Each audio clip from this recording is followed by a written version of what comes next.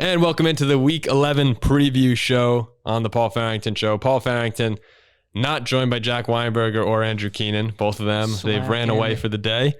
We do have Zack Blomquist, the best executive producer in the world. He's got a camera. Look at that. I do have a camera. Zach's decked out in his Dolphins gear. Jalen Waddle. And the pajamas, too. And the socks. I love the pants, Zach. I love the pants. Yeah, Zach is fully decked out in Dolphins gear. And we're joined by Robert Ziggy Ziegler at the University of Virginia, off in Zoomland. Ziggy, thanks for joining us tonight. Always happy to, Paul. When they tell you get a chance to be on the Paul Farrington Show, I mean, you always take it. Yeah, right. We're a global show. We are. We're a global show. According to YouTube, we are. The number one rule of producing, right before we started, is make sure that you're recording. And great catch by Ziggy that we were not recording his Zoom. So it could have been a videoless Robert Ziegler, but luckily he joins us today.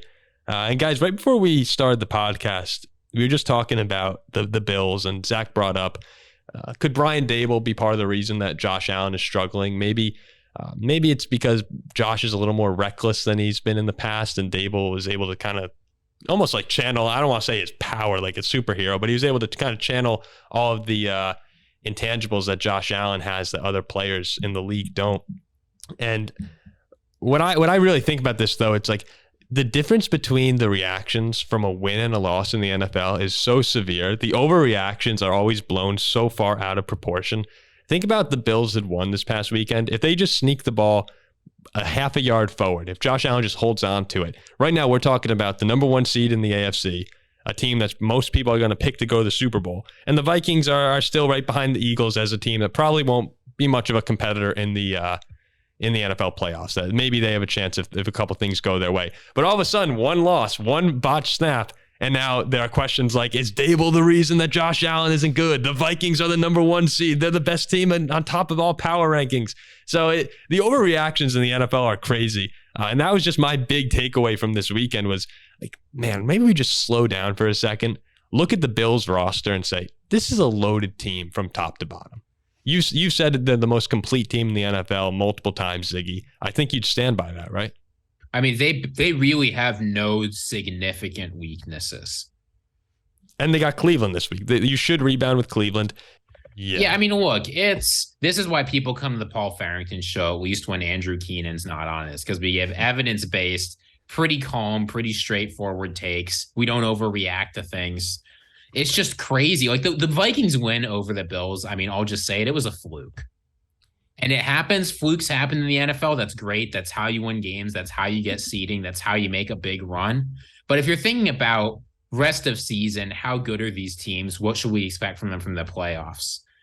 What you learned this weekend is that the Buffalo Bills can compete with one of the best teams in the NFC and should have won. And how that's being spun as a deep negative, I don't get it. Yeah, this to me is still a team that if they're able to hold on to the one seed, and that's a question. We're going to get to that a little later in the show when we talk about the Jets-Patriots matchup. But if Buffalo can hold on to that one seed, I still like them as my Super Bowl favorite going through Orchard Park. Also, it seems like everyone has just forgotten that Josh Allen played this game with a pretty serious injury. Yeah. It's just super weird. And now when I look at all the power rankings, I see the Vikings at the top, and I'm loving it. This has been one of my favorite weeks of Vikings fandom in years. But I told you last episode I'm all in, so I'm ready to be heartbroken. Why don't we start though? And we're not usually able to cover this game, but we're recording a little bit early. The Thursday night game, Titans at Packers. Green Bay, big win on this past Sunday. They come back from down 14 against the Cowboys, and all of a sudden, what are we seeing in the news today? Aaron Rodgers, Tom Brady. These guys are back. Don't count out the GOATs. They have a run in them. And I'm someone who's sitting back watching this going, are we serious right now? The Buccaneers I get. The Buccaneers are in the NFC South. It's a horrible division. They're going to win it. Like, no one's a threat there. But the Packers, really, 4-6. I'm looking at the standings right now. They're the 9 seed currently in the NFC. They're sitting behind Washington, who has the tiebreaker over them. They're a game back of Washington. And they're 2 games back behind the 49ers. This is a Packers team to me that's really, they're dead. They're dead. You look at their schedule, Tennessee this week. I could see them winning that in Lambeau. But then I think they also have at Philly. They're at Miami. They have the Vikings again. They're at Chicago with Justin Fields is playing so much better. This Packers team, I'm going to say it, dead. Give up. The season's over, Packers fans. I want you to understand that your season's over. Am I wrong, Ziggy? I mean, here's what I'd like to see from the Packers. I'd like to see them win a tough road game. They've got one road win on the year against the Buccaneers from that like horrendous Tom Brady week where Leonard Fournette had 30 rushing yards. And then other than that, they've lost 4 road games to the Commanders, the Lions, the Bills, and who was the last one? The Vikings. Yeah, and the Vikings, of course, that awesome week 1 win. Yeah, so it's, they've played a mix of good and bad teams on the road. They've lost them all except for the Buccaneers. And then you look, they have to face the Eagles on the road. They have to face the Dolphins on the road. They've got to host the Vikings again. Go ahead. They've got one of the hardest schedules left in the NFL. And if they lose more than one game, they will not make the playoffs. One more remaining game. Yeah, I don't know how they win. Yeah. And I don't know how they win either the Eagles or the Dolphins game. So you're counting on them to go, 5-0 at home? There's just no chance. I don't see it. Maybe next year they'll be good, but right now I'm looking at Aaron Rodgers as one of the worst contracts in the league, and this team as just a team that's really struggling. People are getting really excited about Christian Watson this week, and he had a great game. What was it? 4 receptions, 107 yards or something, 3 touchdowns. It was a nice game, but within there, if you take a look, there's still some bad drops. This Packer receiving court is still really young. And if they're looking for Superman, I don't think they're going to find him on that current roster at the receiver position. There is no Devontae Adams in Green Bay. There is no War in Bossing Say. A little Avatar shout out. The team that the Packers beat, though, the Dallas Cowboys. Cowboys fans, Cowboys Nation, they're really down right now. Much worse than I expected them to be. It was a bad loss, but this is still a really talented team. They traveled to Minnesota, staying within the NFC North. They're taking on the Vikings, the surging Vikings, 7 in a row, like we said, coming off that emotional win against Buffalo. And with the Eagles' loss on Monday Night Football, Ziggy, can you see the Cowboys or Giants finding a way to claw back and take the division from Philadelphia?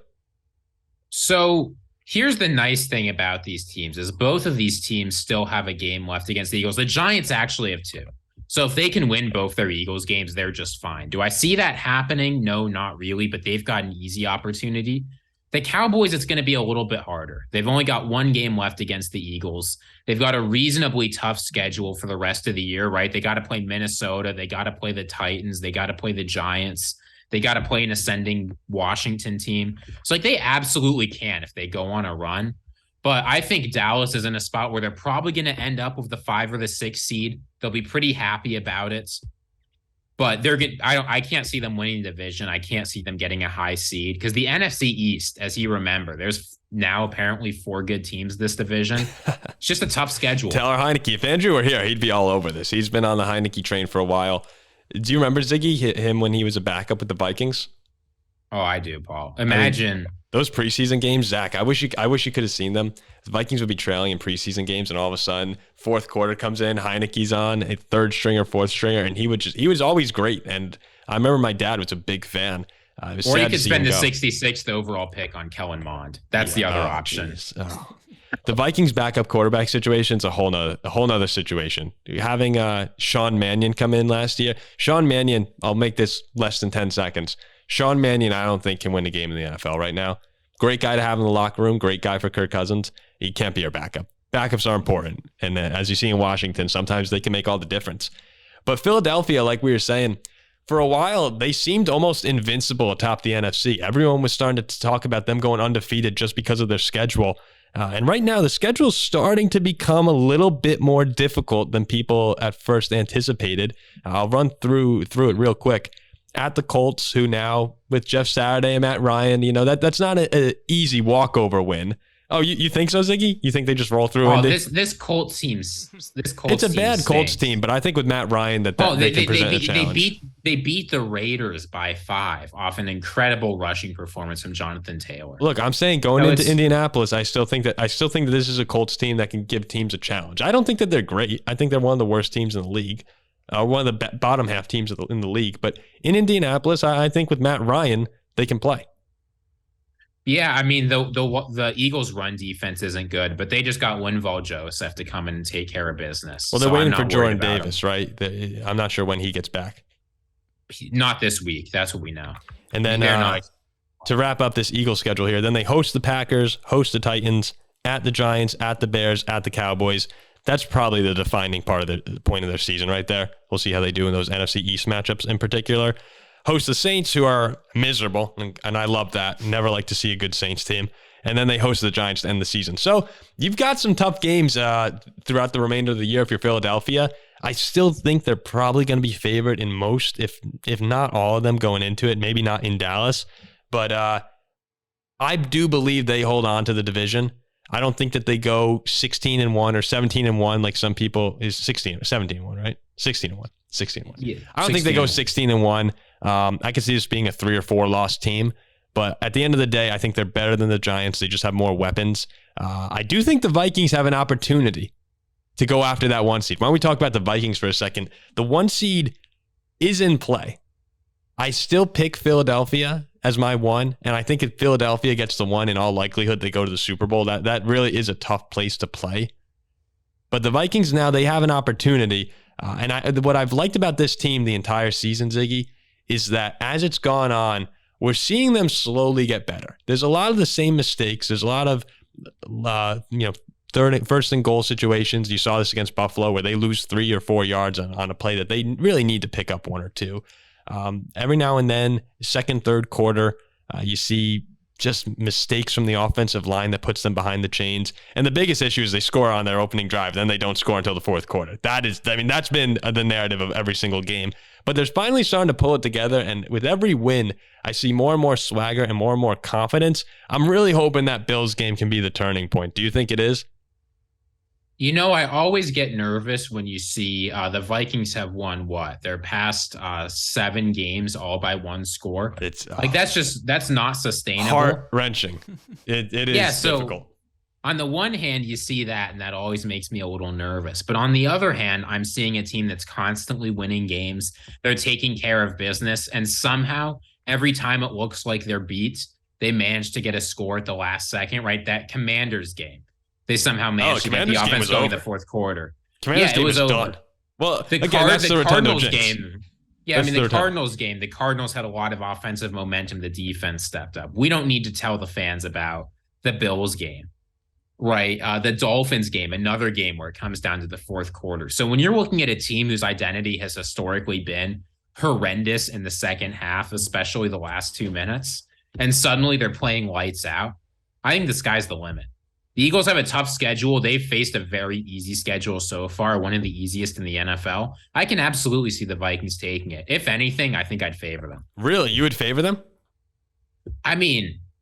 Drip Cousins, Paul. It's Kirk Vember. The Vikings, though, they also have a difficult schedule. Kind of surprisingly, this was supposed to be probably the lighter portion here, especially later in the season when they had the Jets, the Lions, the Giants, Patriots, all these teams that really weren't supposed to be that good. I can see the Jets and Giants games now being close, but when you're the Vikings, every single game you play is going to be a contest to the very end. You get a really interesting situation where there's 2 teams, both of which are probably going to the playoffs, but both of which have bigger aspirations than the Cowboys and the Vikings. This is a very big game for both of them as they're trying to build midseason momentum and either take the division in the case of the Cowboys or take the 1 seed in the case of the Vikings. Both teams want to beat the Eagles, and they have to beat each other to do that. This game to me and the rest of the season for Minnesota is going to come down to Kirk Cousins' play. The defense, obviously, they need to take care of things on the back end. But Kirk Cousins, I don't think in his entire career he's ever had a team that is this good this late into a season. He's had some solid Viking squads, but we've never seen him with pressure on to win games for the 1 seed, to go after that home field advantage. We've seen him in the playoffs. We know what he is on Monday Night Football in prime time. He doesn't usually show up. Luckily, that Saints game, an anomaly right there, but a great one. I'm really hoping that Kirk is able to, channel all of the good positive play he's had the past couple of weeks, and he just needs to string together a few games with no mistakes. But this is on Kirk Cousins now, and I'm excited to see what happens. Why don't we go on? We were talking about them before. Jets at Patriots. Andrew said a couple weeks ago, if the Jets win this game, the Super Bowl is on in New York. That the Super Bowl is a realistic opportunity for these New York Jets, who no one except Andrew really thought had a chance to go on a playoff run earlier this season. Are you buying the New York Jets? I'm not buying the New York Jets making the playoffs. Really? Oh, no, Zach, I mean, don't you wish he was here? It would be. It would be fun to listen to what was coming out of Andrew's mouth. You're not buying them in the playoffs? I mean, you look, they're in a very precarious part of the season right now. So they've got some huge games coming up. We're talking hard games too, right? Rest of the schedule, you're looking at games against teams like the Vikings, the Bills, the Seahawks, the Dolphins. They've got to go into New England, which we know is just, if any Jets fan, including Keenan, knows, it's a very scary time when you got to go into Foxborough in November.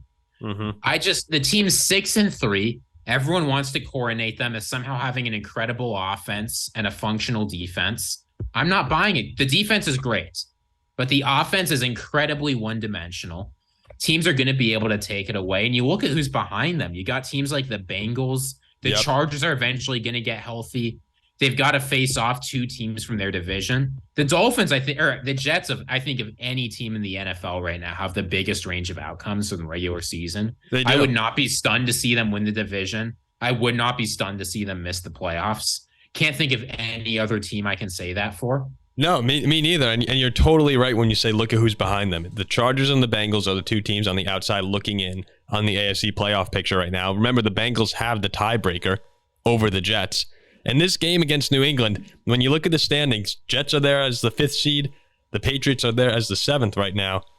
If the Patriots win, both teams are 6-4, and the Patriots have the head-to-head. So that tiebreaker is theirs for the rest of the season. And that Jets schedule, like you said, is not getting any easier. This is a must-win. This really is a must-win for the Jets. It's against a team that, they haven't beaten in 6 years? Is it 7? Something like that? 13 games in a row, I think. So this Jets team, if there was ever a time to beat New England, it's right now. And if they're able to get it done, I don't want to say the Super Bowl's on, but their playoff chances go way up. You get a 2-game lead on New England, essentially 3-game because of the tiebreaker. And once you get in the playoffs, you never know, because that defense is really good. And on the road, you need to have a defense and a rushing attack, and the Jets do have that. So I'm not buying the Jets. I think in all likelihood they lose this weekend and then probably miss out on the playoffs to Cincinnati. But I don't know. I've doubted them all year, and here they stand. I will just say there is a huge point of pride on the lines for the Jets right now. Right now, the Jets are tied for the longest losing streak against a single team in the NFL history. What's the other one? Take a guess. The longest losing streak in NFL history against a team. So it's got to be division. I'm going to loop in Zach here. It's got to be in division, Zach. It's got to be. It's a well-known rivalry where one team is historically dominated. A well-known rivalry where one team has historically dominated. And it's not Packer. Packers in Chicago.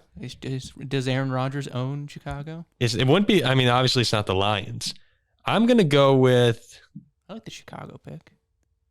I thought Chicago. Yeah. Is it Packers Bears? No, it's not. It's Broncos Chiefs. Broncos Chiefs. The Broncos lost 12 games in a row to Kansas City, and it took Peyton Manning to beat it. 13 games in a row. Man, I bet the Bears, one of the years Rodgers was hurt, I bet they got to win.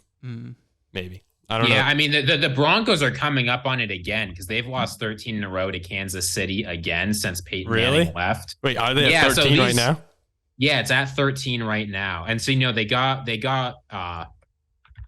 Russ in to try and fix it. It didn't happen. But we could easily, these two teams could be dueling for a long time. But in any case, if the Jets beat the Patriots, they won't have to worry about it. They won't break the record. If they lose, they'll have it at least for a while. And look, you know how many times the Jets have won at halftime over these 13 games, or led at halftime over these 2 games?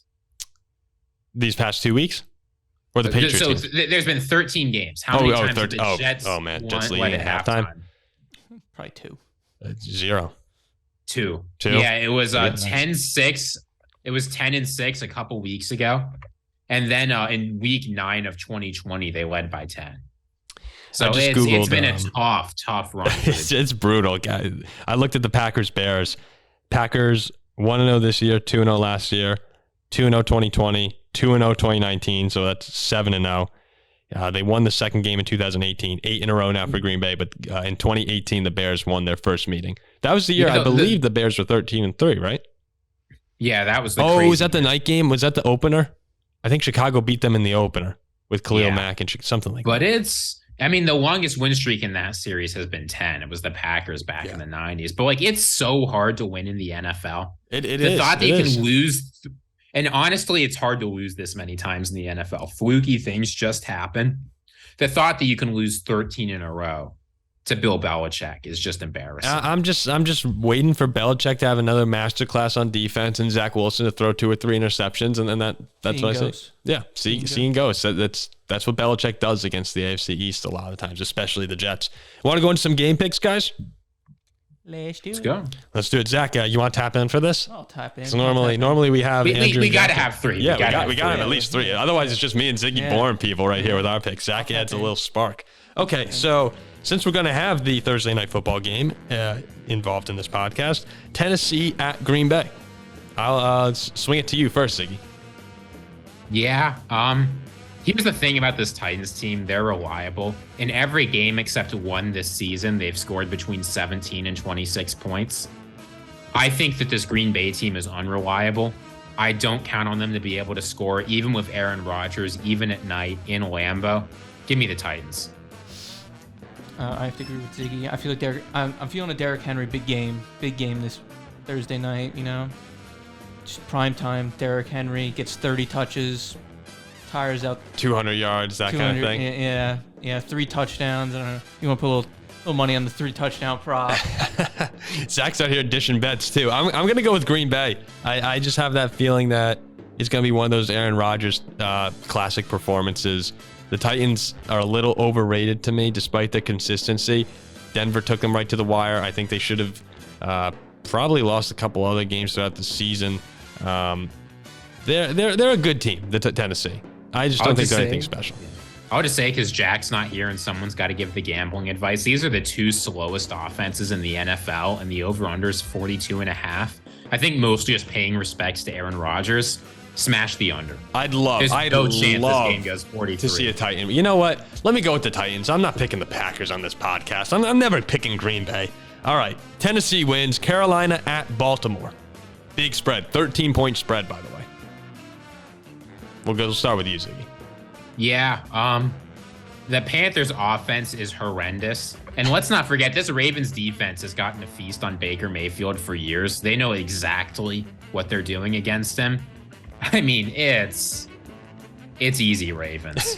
Yeah, I have no argument. I mean, I don't see Carolina. Carolina's been bad all year. Carolina rushing attack has been pretty good the past couple of weeks. Deontay Foreman has been showing up, but not in Baltimore. Yeah. Against the Falcons and the Falcons. Yeah, the Falcons. Yeah. Against the Falcons. Give me Baltimore as well. Cleveland at Buffalo. Redemption game for the Bills. Yeah. Boy, the Browns are like in the dangerous underdog range, but I think people are way overreacting to the loss against the Vikings. If it's just not for that fluke fumble, Bills are 12-point favorites. Give me them all day. As a Dolphins fan, but also for another reason with the snow happening there, and I know they're going to clean it. Probably they'll be able to clean. It's still going to be slippery out there, and you know what the Cleveland has that the Bills really don't have. Nick Chubb. A running game. Yeah. And this could be a running game. Not fun to tackle Nick Chubb in the snow. No. I will say that. When he's cutting and then just running over you. Yeah, you speaking from experience, Paul? I'm imagining. Sorry, let me clarify that. I'm imagining it's tough to tackle Nick Chubb in the snow. Paul knows what it's like to be tackled. He had to go to the ER, I heard. Yeah. Down in Notre Dame. Oh, yeah. Freshman year, remember? That was me trying to block. They call him. That was special teams. Yeah, almost got someone arrested, but that's a story for another time. Hey, you know what? We got the punt off. The punt off in the hallway. I'm also going with the Bills. As hard as it is to tackle Nick Chubb in the snow, I've heard, I'd imagine it's also very difficult to tackle Josh Allen. So I like the Bills, and I like them big in this one. Philadelphia at the Colts. Maybe, just maybe, people are underrating Philly after that loss. They're only a 6.5-point favorite against, again, Jeff Saturday in his second, what is this, probably like his 25th game ever coaching? Yeah, But what people are wildly overrating the Colts to go with. I mean, Matt Ryan, we've seen who he is this year and over the past couple of years. He's not good. He doesn't have weapons to carry him. This isn't going to be close, Paul. Give me the Eagles big. Eagles big. You like it too, Zach? I'm big on the Eagles. I honestly, I think they lost the Redskins last. Whoa. Sorry, not the Redskins. You're Whoa, right. Yeah, sorry, whoa, the Commanders. watch it, man. My bad, what are you trying to do here? Yeah, you're right. Sorry. Commanders. The Commanders. Yeah. Honestly, I think they lost to the Commanders because they didn't go to the run game. I feel like they really wanted to show off, like Jalen Hurts on prime time with his arm and everything. Like Miles Sanders had like 54 yards rushing in. Yeah. I think a lot of these theories. I think a lot of these theories are usually wrong when it's, oh, we wanted to show off Jalen on Sunday Night Football. Like I don't really buy into that, but I do think that you are right when you're saying the one drive where they really utilized Miles Sanders. Remember, I think it was to open the second half. He had 6 carries right down the field for a touchdown. They were not focused, and that's what they're good at. They are great at running the football. Give it to Jalen, give it to Sanders, give it to whoever. I will say he has a great deep ball, Jalen Hurts. Like he definitely made a couple of throws that were very impressive, especially at the end of the game when Watkins fumbled. Yeah. I like Philly in this one. My Vikings fan within me really wants the Colts, and maybe that's why I'm saying maybe you're looking at a team that's better than some people are saying, but Philly probably wins this one. Jets at Patriots. Here's what we should do. Head on down to our friends at FanDuel. Eagles first half spread 3.5. Eagles game spread 6.5. Yeah. Parlay together, you get plus 150. I can't do it. I'm not doing it. And you know what? But I'm not picking the Eagles. Give me the Colts. Give me the Eagles probably win this one. Lone Wolf. Jets at Patriots. Patriots. Next question. As a Dolphins fan, it has to be the Patriots because I don't want the Jets, and I can't have the Jets in the first place. You are battling with them, but I guess you have the first game of the season, right, on New England as well. The first game of the season. Have you played them in Foxborough yet? No. Okay, so you got a little ways to go. Yeah, it's hard to not pick them when they've won 13 in a row. I'm gonna go with the Patriots as well. Again, I like this Jets team. I like Andrew. If he were here, I know he'd be saying you just hate the Jets. I like the Jets. I think they're a good team.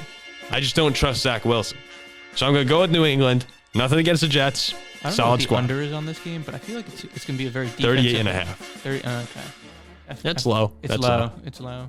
Commanders at Texans. Barn burner in Houston. Yeah. Boy, this Texans team might be the only team in the NFL that's actually bad. I place no stock in their fluky win over the Eagles. It's the Dolphins. Excuse me, not the Dolphins. It's the Commanders. I thought it was a great speech up to it. Zach, who you got? I got to tell you, I love both quarterbacks. Just heart-wise. Heineke. I haven't seen Davis too much of Mills. Davis Mills, but Heineke's heart. I mean, that's what you want. That's what you want to see as a fan. So I honestly, you know what I'm going for? I want a tie. You like a tie here. I like a tie here. I think that's the second predicted tie we've ever had on this show. I like a tie. And we've had ties this season, but no one has predicted. We have, and it was a Texans game too. So maybe looking at a 2-tie team. I like the Commanders. Taylor Heineke, like we were saying, he brings some of that swagger. I like watching him play. He might not be the best quarterback in the world, but when the Commanders are threatening and they get in the end zone, he's all in. You know that he's into it. And I loved the celebration after the late hit on Monday night. I thought that was just great. He plays with passion. I hated it. You didn't like it? Wait, you didn't like the call, or you didn't like the celebration, or both? Look, winning on cheap calls, it happens. I was so but don't happy. Celebrate it. Oh, I was so happy. I was in my basement going, first down, right with them. I was totally into it. And real quick, my brother brought up a good point the other day. He said the Vikings are really trailblazing the NFL's celebrations going forward with the gritty and the chains now.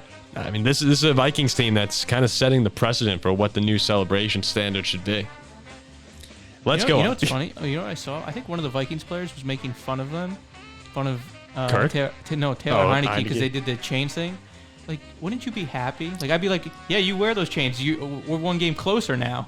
Why would you make fun of them? I didn't see it. Do you know who it was? I have no idea. I didn't read the name perfectly. But. Well, yeah, no, I'm with you. Taylor can wear as many chains as he wants. The Vikings beat Washington, and now that Washington gifts them the Philadelphia loss, You can do whatever you want. I'm thrilled with them right now. Rams at Saints. Jeez, this is another snooze fest. Yeah, not only if you thought it wasn't a snooze fest before, Matthew Stafford, he'll probably be playing, but Cooper Kupp won't be. I mean, this Rams offense, it runs through two players, and it's Matthew Stafford's. I mean, it runs through actually two body parts, Matthew Stafford's arm and Cooper Kupp's right hand. I mean, that's basically the whole offense right there. They're missing half of the offense. Matthew Stafford and Allen Robinson, Van Jefferson, Ben Skoranek, Notre Dame legend. Benny Sko. No. Give me the Saints as much as I hate it. This game sucks. Yeah, Ziggy, what about Cam Akers? Oh yeah. Is Cam Akers back to playing? Yeah. He is playing. Hey, Kyron played well. I think Kyron Williams is on the field. Yeah, he is. There we go. Picked him up in fantasy. Kyron Williams could be the Rams starter by this year, but this team is just the offense is maybe the worst in the NFL, which I can't believe I'm saying. You give me the Saints. No, this Rams team is bad. This is a tough one. 'Cause I think the Saints have a very good defense. Actually, I'm gonna go with the Saints. You want to know why too? Why? They got their throwback unis on this week. Yeah, I'm gonna go with New Orleans as well. I've waited for the Rams to show up, but they just haven't this whole season. It's a really bad offense. No Cooper Kupp now. This is not the Super Bowl team that we saw a year ago, and maybe they were just kind of like the Bengals and got hot at the right time. They had a solid regular season, but I didn't think they were anything special throughout it, and now, yeah, they're just disappointing. Detroit at the Giants. Only Giants, 3 points next back. question. Do you think that the Giants cover the 3? I have no idea if they cover the 3. I think. Oh, come on! What kind of sports analysis is that? I have no Paul, idea. I think that is the best candidate of the entire week for a push. I think there's gonna be a crazy offensive shootout, and then the Giants are gonna win by either 3 or 7. So do they cover? I think there's a coin flip chance they cover, but I would not back. Yeah, I mean the Giants are winning the game. That's all that really matters. Okay. I'm gonna go with Detroit on this one. Detroit putting up those points. I honestly don't know if the Giants could. I know their defense has been very good, but I don't know if the Giants could keep up with how much scoring Detroit could do. I mean, did you see what the Lions just gave up? They made Justin Fields look like prime Cam Newton. like Lamar Jackson. The Dolphins made Justin Fields look like prime. The Michael Vick. Yeah, Michael Vick. Yeah. So it makes no difference. I look at this game right now, and Jared Goff actually came on one of the Volume podcasts recently, and Jared said that between Cal and the Lions, who would win a championship first, and he said, well, this season's not over for Detroit. So, with that said, I am still going to take the Giants because they found a way this year in all these games that I think they should lose or maybe lose, that I maybe want them to lose sometimes. They're finding ways to win. They're getting the job done. Tennessee, they do it. The Texans, they do it. The Bears, they do it. All these games against teams that they should beat and need to beat to get to where they want to go, they're winning them. So I'm gonna say that they continue that trend and take down Detroit. I would imagine with the 3 points as well. But again, after Lone Wolf, Zach. Speaking of the Bears at Falcons. The Falcons are a weird team to me, guys. I don't know what to think of them. Both these teams are weird, right? Both of them have wildly inconsistent offenses. Both of them have about the same record, 3-7 versus 4-6. Both of them have had very strange games just across the board. But it seems to me the Falcons are on the way down, right? They just lost to they lost the Panthers last week. They lost the Chargers the week before that. They almost lost the Panthers before then. They've gone to overtime or lost in their past 4 games. Bears are ascending. Give me the team with momentum. I'll take Chicago. Yeah, I'm taking Chicago on this one. They just don't use Kyle Pitts. I'm staying away from this game though. Neither of these. I have no idea what to think about this game. Yeah, you know what? I was wrong before when I said that Atlanta confuses me. Right now, Atlanta's bad.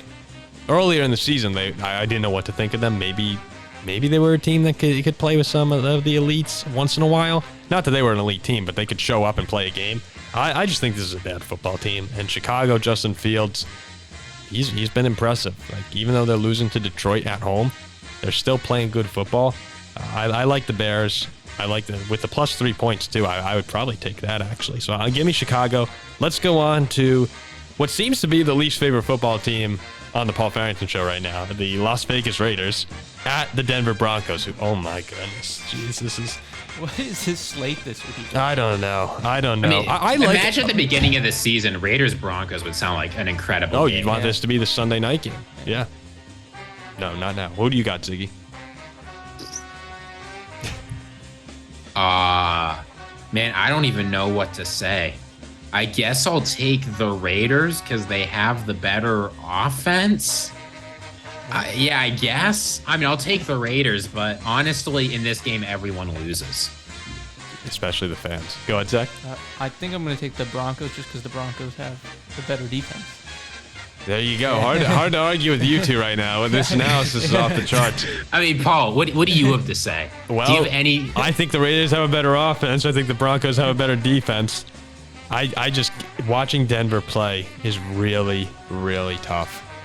There's at least been Raiders games that have been fun. Where like I have Devontae Adams in fantasy, so I'll tune in to watch them once in a while. And there are some big plays here and there. Josh Jacobs is actually having a real nice season. He's putting together a pretty fine campaign. Too bad they suck. I'm gonna go with the Raiders because I think Nathaniel Hackett might even be worse of a coach than Josh McDaniels. So give me Las Vegas. Close again on that, Oakland. But again, actually, yes, it is a game I have to watch because of it. All right. Yeah, this is when it's nice to get paid to do philosophy instead of watch football. That's okay. Maybe Russ shows up. All right. From that game to probably the game of the week, Cowboys at Vikings. Dallas coming in as a 1.5 point favorite. It seems pretty disrespectful to the Vikings right now. I mean, that's just narrative, right? That's literally just narrative. I trust results over narratives. Give me the Vikings until they show otherwise. Is Zeke playing this game? Yeah, he should be playing. Give me the Vikings. Oh, Zeke is not a difference maker. I was waiting. I was like, Zeke being out might be. Yeah, like Tony Pollard might be better. Yeah, that's what I say. Is Zeke playing? Give me the Vikings then. No, go ahead. Yeah. I was gonna say people are making fun of Zeke and talking about how Tony Pollard is better. That's because they don't realize that the important job for a running back in that offense is pass protection. And Zeke is arguably the best pass protecting running back of all time, and Tony Pollard stinks at it. It's a great point. There's a reason why Zeke is seeing all these snaps. It's not because he's the better runner. I mean, pretty clearly he's not, but pass protection is hugely important. And the Cowboys Dak has gotten, there are 4 sacks you can find this year that Dak Prescott has taken just because Tony Pollard didn't understand his blocking assignment. Yeah, Ezekiel is still a good player, no matter what people are saying. But that's a great point as well. I'm going to go with the Vikings, though this is the kind of game that they would lose. They've been pretty bad against Dallas lately. But let me clarify that. Both of those games were with the backups. Cooper Rush, Andy Dalton, they took down the Vikings in Minnesota. I think Dak Prescott beat them the last time as well, though. It's been a while since the Vikings have beaten Dallas. I think that stops this year. I hope so. So I'm going to pick the Vikings mostly based on fandom, and this is probably going to be a really good game as all Vikings games have been this year. But I think at the end of the game, once again, Kirk Cousins will find a way. Maybe Greg Joseph hits a game winner. But I like Minnesota. Cincinnati at Pittsburgh. Cincinnati, next question. I'm going to go with Pittsburgh now with TJ Watt back. TJ Watt is back, and it is in Pittsburgh. Earlier in the year, they almost won in Cincinnati, week 1, I think. Give me the Bengals, though. This is the time where if they're going to make a run, they got to start with this one. You can't lose to the Steelers. I think that Joe Burrow gets the job done. But Pittsburgh is playing a little bit better. They are coming up. I always find Pittsburgh, whenever they play in conference, it's like they show up. They're a different team. They show up. Those games, I mean, they hit hard in those games. Kansas City at the Chargers. Speaking about in division. I mean, this would be a great game if both teams were healthy, but they're not. I think the Chiefs have shown much more this season. Give me them. Yeah, I mean, like I said before, I think the Chargers are at like 50% capacity of players. Are Allen and Williams both out again? They're probably both out again. I mean, I don't think first of all, I don't think you see Keenan Allen again this year. Really? I believe that at this point. So I will say, so Keenan Allen and Mike Williams are both participating in individual drills, so there's a chance they play. I mean, they need them, right? They need them for this game. They're the 8 Yeah, seed. but rushing guys back from high ankle sprains and hamstring injuries doesn't end well. Like those are two injuries that are extremely easy to repeat. If they come back, I would be very, very nervous. Yeah, I mean, how many times has Keenan Allen pulled his hamstring at this point? Let's see. They got the Chiefs, the Cardinals, the Raiders, the Dolphins, Titans, Colts, Rams, Broncos. This is a Chargers team that could go 5-2 the rest of the way. I gave them a loss there against the Dolphins for you, Zach. I like the Chiefs. I like them big. I like the Chiefs big in this one. The 5.5, I think, is easy money. San Francisco at Arizona. 49ers slowly getting healthy. This could be a dangerous team by the end of the season. The 49ers, when healthy, I think, are a top 5 team in the NFL. The Cardinals, when healthy, I think, are like the 12th best team in the NFL. I think this is going to be an easy win for the 49ers on Monday night. Let's not forget, we are entering second half Cardinals. They just got their big win over a terrible Rams team. It's all downhill from here. I'm going to bring this back to, what came out today, Ziggy? Oh, Call of Duty, double XP. No, not double XP. Warzone 2 just came out today. Oh, no. Warzone 2 and DMZ came out today. So I'm taking the 49ers all day. Bad day to be a Cardinal fan. Oh, boy. Oh, boy. Warzone 2 just came out. you know Kyler's going to be grinding that every night. Yeah. That's a tough look. It's a tough look for the Cardinals. I am also going to roll with the 49ers. I was just thinking how disappointing it would be. And this is where the 1 seed could be the most important. This could be the biggest factor of the one. Actually, let me see. How do I want to phrase this? This could be real. This could be turned into a real. Well, how big is the number 1 seed this year? I think the most overlooked factor surrounding getting the number 1 seed in the NFC right now is that you very well could wind up playing the 49ers as the 7 if you're the 2. So the Vikings and Eagles, who are jostling for that 1, you do not want to have Jimmy Garoppolo and probably a healthy 49ers team coming into your stadium in week 1 of the playoffs or the first round. I think that's a nightmare matchup for any 2 seed. McCaffrey now, Debo, I'd rather play the Giants and Cowboys every single day of the week rather than the 49ers in the playoffs. Do you agree with that? Yeah, I mean, you're talking about Jimmy Garoppolo, who knows how to win games. You're talking about elite talent off the edge. This 49ers team, I mean, again, I think they could. I think they win the division now, though. I think they wind up winning the division. I think they win the division, and I honestly think they could end up being the best team in the NFC when healthy. Yeah. So, I'm not betting against them.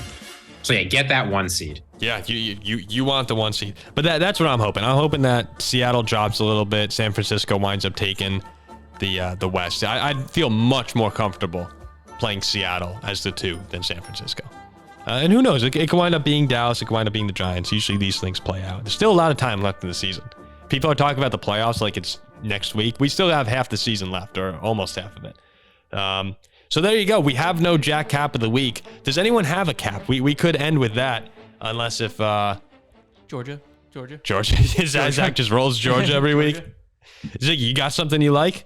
I'm afraid I do, Paul. Oh. All right, so hold on. Why don't we intro the Ziggy Cap of the week? The Ziggy Cap of the week.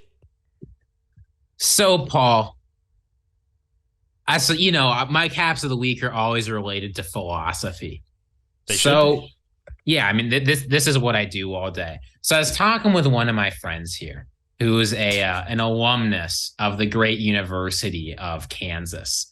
And this guy knows absolutely nothing about sports. I mean, nothing. I asked him who the coach of Kansas basketball was, and he did not know. No. So this guy knows absolutely nothing about sports, but his grandma is on top of things. They call every single week. It's beautiful. He's going to visit her for Thanksgiving in Denver in a couple of weeks. I guess just 1 week, because Thanksgiving's in a week. Shout out to Bill. He's my biggest hater here, by the way. Bill and I have a little friendly rivalry going on, but he doesn't know much about sports. But he was on his phone with his grandmother. She tells him things about sports. And he told me, inside scoop this week, she had a premonition. Oh, boy. She's feeling it in her bones. When old people feel things in their bones, you have to listen. You listen. Oh, I know. You listen. There's a storm coming. And that storm is Kansas plus 9.5 against Texas at home. This Texas team stinks. They've got no offense. Quinn Ewers, one of the most overhyped and overrated prospects in recent memory. Bijan Robinson just got shut down. He's lost confidence. He doesn't know what he's doing. This Kansas team, they're playing on a lot of hope. And we know, Paul, you can tell me what happens when Kansas plays Texas. Oh, upsets happen. Not only do upsets happen, humiliation. Humiliation. You see, you have recruits mocking the Longhorns. That's what happens. Yeah, this Kansas team, yeah, I think they're fine. 9.5, I think, is extremely disrespectful. I think that you sprinkling that money line plus 270. Plus 270 is nice, but I think Texas might sweat it out after a close one. But Devin Neal, Jason Bean, they are getting it done. Walk in Kansas plus 9.5 right now. Love it. Great cap, Ziggy. Great cap. It's crazy how these things just happen to our group here. They do. You know, we just run into people who all of a sudden light the way for us, guide the path. That is that's awesome. The premonitions. That's awesome. All right, I love that cap, and that's a great way to end this. So we will have the Jack cap. The Jack cap will be recorded by Jack, and we'll release it on our Instagram, so you won't miss a thing. You might miss some of the emotion behind it and the reactions that we have, but you'll still get the pick, and it's probably a lock because most of them are. But luckily this week for you, we got 2. So you can make a lot of money off this show by just going over to FanDuel's. No. Once we get the sponsorship, then we can promo. Head over to the sportsbook of your choice. Sportsbook, oh yeah. By going over to the sportsbook of your choice, or the sportsbook that could be presented right here, right now, go over and pick Kansas, and I can't say the other pick because it's not released yet. But you'll know soon. Thanks again for tuning in to the Week 11 preview episode of the Paul Farrington Show. Paul Farrington, Robert Ziggy Ziegler, Zack Blomquist producing. Go like, follow, subscribe. Tell your friends. We need some subscribers. We're pretty close to that 200 threshold on YouTube. We're trying to get to 1,000. We want to get to 1,000. That's the number. Yeah. We'll be there soon. We'll be there soon. See ya.